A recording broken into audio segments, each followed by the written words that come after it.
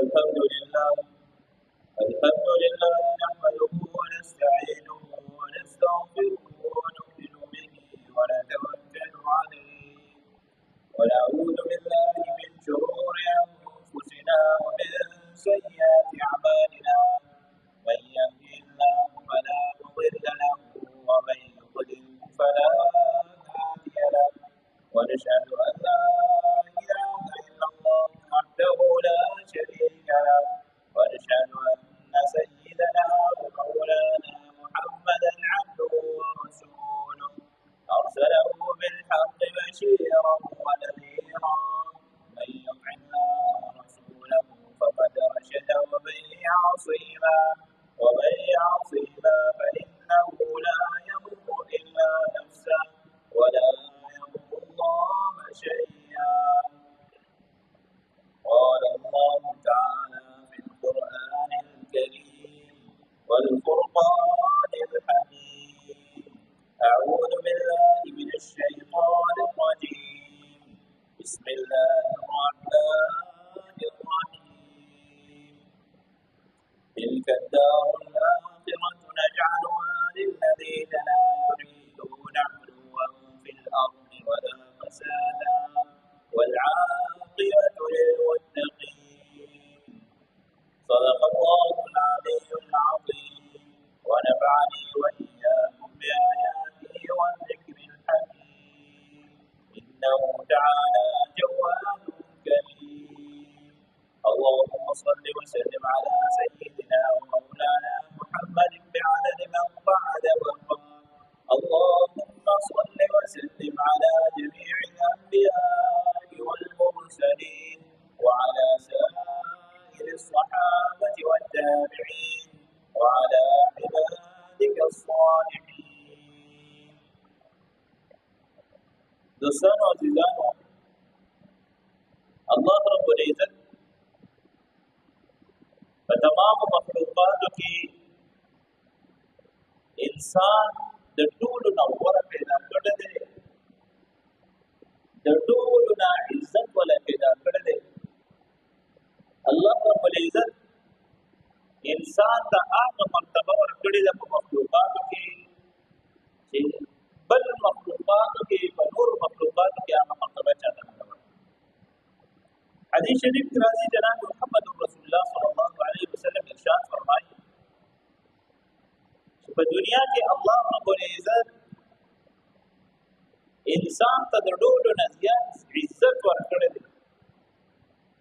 قرآن کریم کې الله رب العزت د انسان په سر قسم خوري: لقد خلقنا الانسان فی احسن تقویم. بیا الله رب العزت په انسان په سر ځکه قسم خوري چې د انسان مخلوقات کې د ده بهترین تخلیق بل څه نشته. په مخ د ځمکه د ټولو نه پاک خلق الله رب العزت انبیاء کرام را لېږلي دي. د انسان ابتدای د پیغمبر نه کړې ده او به انسان الله رب العزت د جنت نه پیدا کړی دنیا ته راغلی.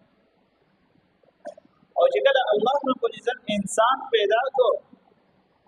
نو ټول فرشتو ورته وایي، فرشتو ته حکم وکړ چې سجده وکړي، عزت یې ولا ورکړ، مقام یې ولا ورکړ، ټول فرشتو ورته سجده وکړي. اوس په دغه ځای کې شیطان انکار وکړ چې زه ابا واستکبر وکان من الکافرین. زه ولې سجده وکړم؟ وکان من الکافرین منکران. د شیطان خپل نوم عزازیلو، عزازیل تکبر کو، تکبر عزازیل را خوار کر، په زندان لعنت گرفتار کر. شیخ سعدی رحمت الله علیه فرمایي چې تکبر عزازیل خوار کو او همیشه د قیامت پورې د لعنت په زندان کې ځان گرفتار کو. چې کله لعنت ورېږي لومبې لعنتي خلق شیطان مردود یادې لومبې شیطان او دا غرانګي الله رب العزت چې څوک هم پناه وړ لومبې د شیطان هم. الله رب العزت د شیطان څخه فرمایي: پروردگار خلقتني من نار وخلقته من طين. زه دې د اور نه پیدا کړم، دې د خټې نه پیدا کړم. روایاتو کې راځي چې حضرت آدم علیه السلام تخلیق کې 40,000 کاله ولګېدل. تاریخی فرشتہ کی راضی چې حضرت آدم علیه السلام ته الله رب العزت چې حکم وکړو چې انسان جوړو خټه راوړی فرشتي چار چاپېره په دنیا کې خورې شو بزرګونو پیرې هره فرشتي کړي دي او خټه یې راوړې ده اوس انسان یې جوړ کړی دا نه چې یو پیرې خټه راوړه بس هغه ایکسپټ شو خبره ختم هر ذره هر خاوره دنیا د هر ګوټ نه را جمع کړې وه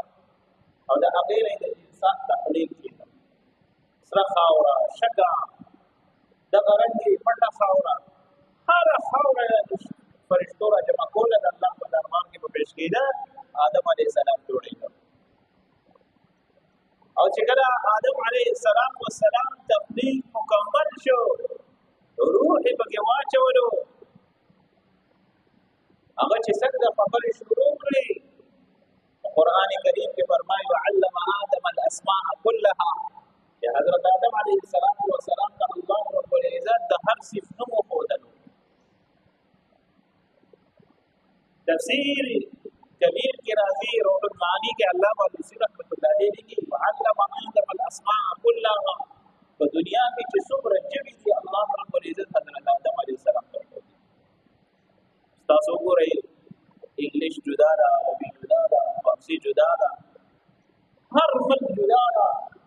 تر دې پورې چې یو ملک کې څلور پنځه شپږ اووه ژبې زموږ پاکستان ملک کې په دې کې دا نن سبا څو ژبې چلېږي بلوچي چلېږي فارسي چلېږي اردو چلېږي میمني چلېږي دغه رنګې پنجابي چلېږي بیا په پنجابۍ کې څو قسمه ژبې دي پښتو کې څو قسمه ژبې دي د ټولې ژبې الله رب العزت حضرت آدم علیه السلام ته وښودل بیا د خوراک سکاک متعلق ورته یو څیز یې وښوده دا کیله ده دا مالټه ده دا سنتره ده دا شی دی دا شی دی د جنت د نعمتونو متعلق د حضرت آدم علیه السلام په فرشتو باندې سوال وکړو د خوراک سکاک متعلق چې دا څه شی دی فرشتو ورته د دې ما ته علم نشته دا موږ ته نه راځي ځکه موږ اوس خوراک سکاک کوو نه د دې نوم موږ ته حاجت نشته ځکه نه راځي وی الله رب العزت حضرت آدم علیه السلام ته د ټولې ژبې د هر څیز د نمونه هر شی ورکړو یا حضرت آدم علیه السلام ازمایش کې واچولو قرآن کریم کې مخکې راځي انی جاعلک فی الارض خلیفه زه په ځمکه باندې خلیفه جوړوم ستاسو ځینې خلک خبرې کوي که نه چې یاره د حضرت آدم علیه السلام د جنت یې نه وې خوړې پاڼې نه وې خوړلې غنم یې نه وې خوړلې څوک یې غنم سره تشبیه ورکوي څوک یې د ونې پاڼې سره تشبیه ورکوي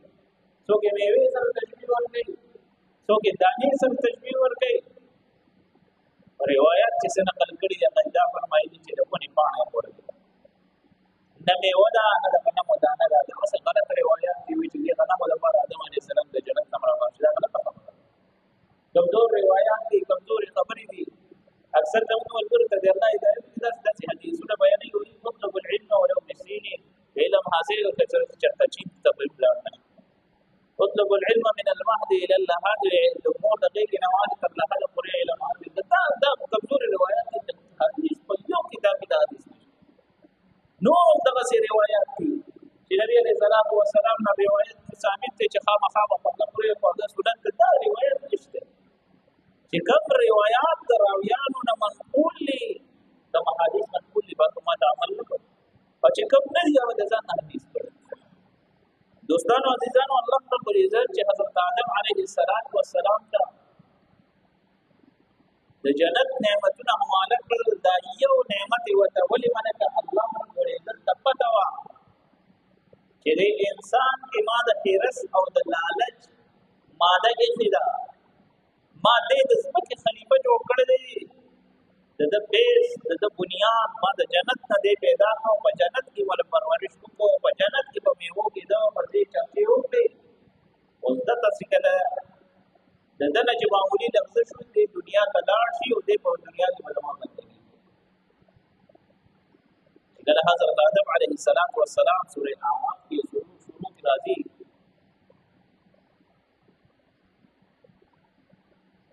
چې حضرت آدم علیه السلام حضرت ته نه نږدې کېدو بي هغه ورته بس یو پاڼه ده خو یې پوره که نه شیطان ورته راغلی شیطان ورته ویلي تا ته پته ورته ونې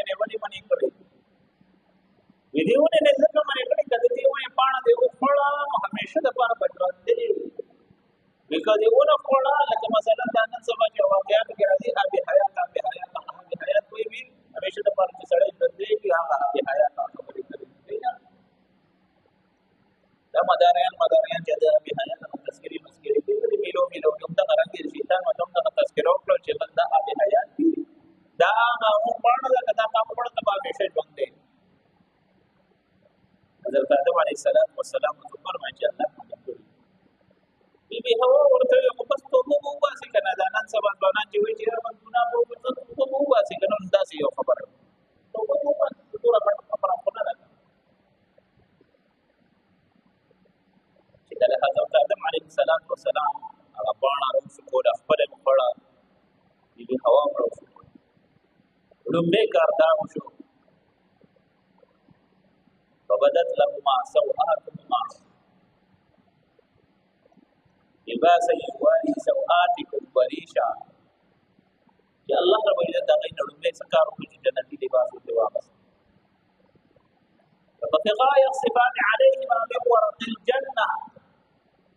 جنت په باڼو باندې خپل اعضاء خپل جسم پټولي شروع کړ الله رب العزت ته فرمایلیو چې دې ته باندې نږدې کېږي الله رب العزت ته فرمایلی دی آدم علیه السلام ته ته ونه دې ته باندې نږدې کړ حضرت آدم علیه السلام جړه فریاد رب العالمین ته عجزي کې تاریخ شروع کړ رب العالمین ته فرمایي مشرق و مغرب یو په مشرق کو اسکو بلې په مغرب باندې دی هوا په مشرق باندې او په مغرب باندې حضرت آدم علیه السلام سریلانکا کې اوس دا ځای چې جنت ته الله رب العزت حضرت آدم علیه السلام په مقر کوس کړي تر اوسه پوری دا غي آثار شته هغه آثار اوس موجود چې حضرت آدم علیه السلام او بیبي حوا را یو ځای کېدل تر را یو ځای کېدو ځای دې خالق عبادت د سپکې میان نو لومبه حکومت الله رب العزت او چې خانه کعبه جوړه لومبه خانه کعبه الله رب العزت د فرشتو په ذریعه سره پسمکه خپل جوړه کړه بعض روایتو کې راځي چې حضرت آدم علیه السلام په مخ پسمکه باندې سپکې میان هغه ځای دې چې کله هغه د سر نه شروع شو بیبي حوا د حضرت آدم علیه السلام چې په خپل ملاقات راغله هغه ځای کې خانه کعبه الله رب العزت او دا وته الله رب العزت نو دا څنګه الله رب العزت د خپل کور بیا عبادت د بابیل او مکو پیغمبران او بیا د هغه طوفان نور نفس حضرت ابراهیم علیه السلام د تعمیر ارز مطلب او مقصد مې دا دی چې الله رب العزت دنیا د انسان سلسله شروع کړه او چې د انسان سلسله شروع کړه د انسان ته دا وی چې ځان کې انا پرستی مراوله ځان کې غرور مراوله ځان کې تکبر مراوله په دولت په نشه کې مگر قرآن کریم کې وته فرمایي ولا تمشي في الارض مرحا پس مګه باندې دې ګډوډ مگر پښتو کې پاسانه پښتو کې ورته وایي چې واد مگر انك لن تخرق الارض ولن تبلغ الجبال طولا اے انسان تسبق شلول شي نستاد سر دومره دي چې زمرود د سر برابر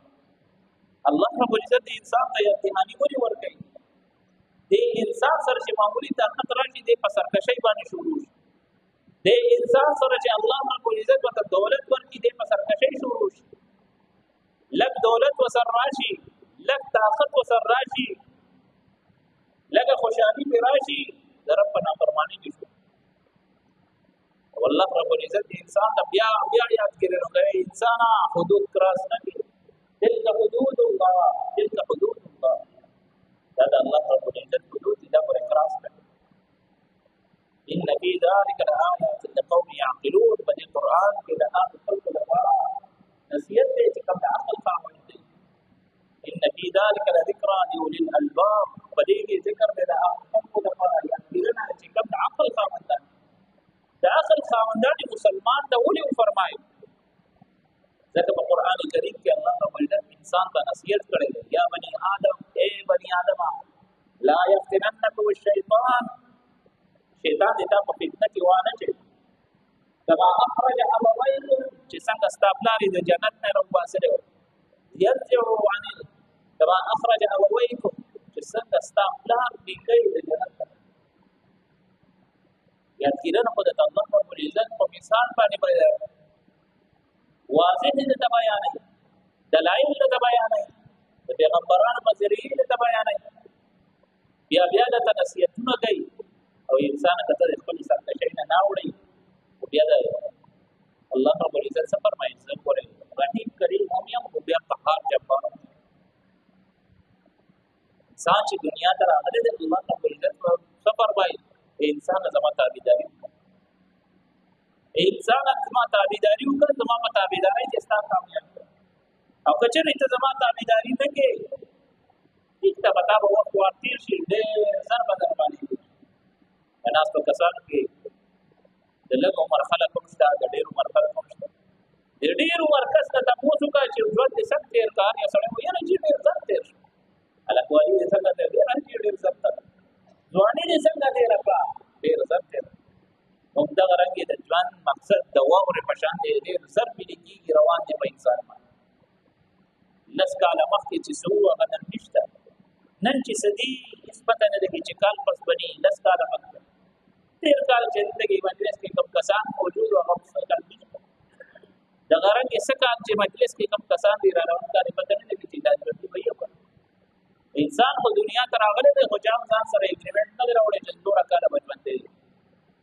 هر انسان دا یقین دی چې مرګ حق دی خو د زړه نه یې نه تسلیم هر انسان دا قبلوي چې الله رب العزت وحده لا شریک دی زړه نه یې نه تسلیم که په معاملاتو کې ووایي نو دی به لین دین کې ګڼکمي کوي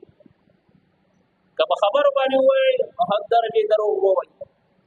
که دغه رنګې چا سره مسله څه فیصله راشي د حد درجې بدزباني به کوي تر دې پورې نبي کریم صلی الله علیه وسلم ارشاد فرمایلی دي چې د انسان د ټولو نه کمزاله د ټولو نه کمبخته انسانان به دی چې ملګري سره یې سمندي راشي او چې ستا ورسره سراس خبرې او ټول ته په هغې روانه کې په هغې جګړه او دا زموږ د پښتنو بنیاد دی چا سره د روغۍ روغبلي هر څه یو بل راز باز هر څه به ساتي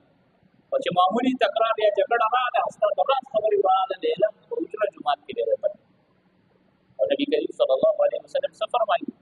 د ټولو نه کمبخته انسان هغه دی چې د ملګري راز په معمولي تکرار او په معمولي جګړه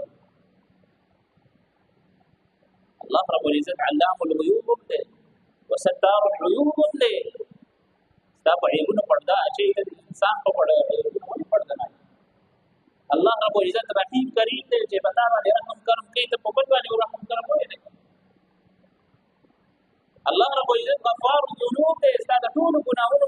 بخشش تا ته کوي چې معمولي ستا د زوی نه غلطي وشي ستا د ورور نه غلطي وشي ستا په کور کې د چا نه غلطي وشي ته هغه ته د ګناه دا غلط صحیح ورته ګناه ولې نه یا ته یار مانه غلطي شي ته چې نه دا غلطي لري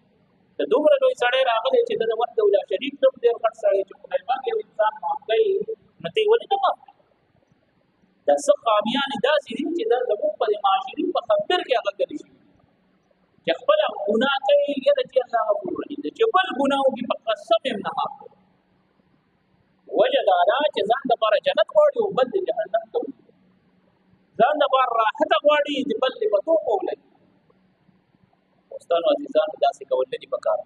نبی کریم صلی الله علیه وسلم مرفوعا روایت دی چې مسلمان هغه مسلمان دی چې ځان دپاره خوښوي هغه د بل دپاره نه یعنې ځان دپاره څه سهولت خوښوي ځان دپاره څه فیسیلیټیز خوښوي ځان دپاره څه د نیکۍ لاره خوښوي هغه د بل مسلمان دپاره چې کومه لار د توبې ځان دپاره خوښوي هغه د بل دپاره کومه د نیکۍ لاره ځان دپاره خوښوي هغه د بل دپاره بل ته نصیحت کوه بل ته ورورولۍ لاس ورکوه دا نه چې معمولي پیسې د سر راشي غریب ورور دی دی رزوی دی دی تربور دی دی ماما دی دی دا ته ولې ورکړې ځه مړه ستا خو بل کار نشته عجز فقیر مسکین هغه ګرځي سوال به کوي په رشته دارۍ کې ورور حق پتا جوړي چې تا هغه سره مرسته